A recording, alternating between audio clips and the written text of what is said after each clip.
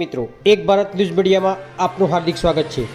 તારીખ 4/2/2025ના રોજ હિંમતનગર સાબર સ્ટેડિયમ ખાતે 15 વર્ષથી સફાઈ કામગીરી કરતા સફાઈ કામદારોને અચાનક અગાઉથી કોઈપણ લેખિત કે મૌખિક જાણ કર્યા વગર છૂટા કરવામાં આવ્યા હતા, જેના વિરોધમાં તારીખ 28/1/2025થી અચોક્કસ મુદત સુધી ધરણા પર બેઠેલા સફાઈ કામદારો તેમજ લાલજી મહારાજની મુલાકાત સાબરકાંઠા જિલ્લા કોંગ્રેસ સમિતિના પ્રમુખ શ્રી અશોકભાઈ પટેલે લીધી હતી અને સૌ કામદારોને પ્રમુખશ્રીએ ખાતરીપૂર્વક જણાવ્યું હતું કે આપની આ લડાઈમાં કલેક્ટરશ્રીથી મુખ્યમંત્રીશ્રીને રજૂઆત કરવા જ્યાં પણ કોંગ્રેસ પક્ષની જરૂર પડશે તો અમે સૌ આપની સાથે ખભે ખભા મિલાવી ઊભા રહીશું।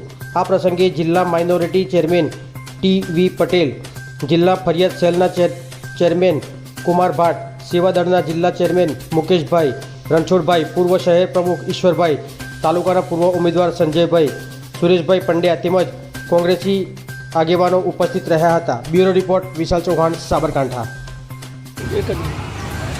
ઓકે, આજ રોજ સાબર સ્ટેડિયમ આગળ 8 કામદારોને જે છૂટા કર્યા છે એના અનુસંધાનમાં માલપુરથી રામજી મહારાજ દિલ્હી સુધી દંડવત યાત્રા જે કરી રહ્યા છે, આજે એમને પણ મળીને અમને આનંદ થયો અને ગરીબો માટે જે લડત લડી રહ્યા છે રામજીભાઈ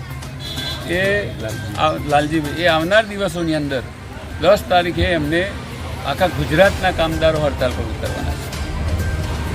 અમારી સરકારને અને સાબરકાંઠા જિલ્લાના આપણા કલેક્ટર સાહેબની અમારી માંગ છે કે જે 8 કામદારોને એમને જે છૂટા કર્યા છે એ કામદારોને તાત્કાલિક હાજર કરે, કારણ કે એમની રોજીરોટીનો પ્રશ્નનો સવાલ છે। એમના પરિવારમાં એમની કમાણી ઉપર જ એમનું ઘર ચાલતું હોય છે। છોકરાઓને ભણાવવાનું આજની જે મોંઘવારી છે એ મોંઘવારીમાં 10,000 રૂપિયા પગારમાં શું પોસાય કામદારને?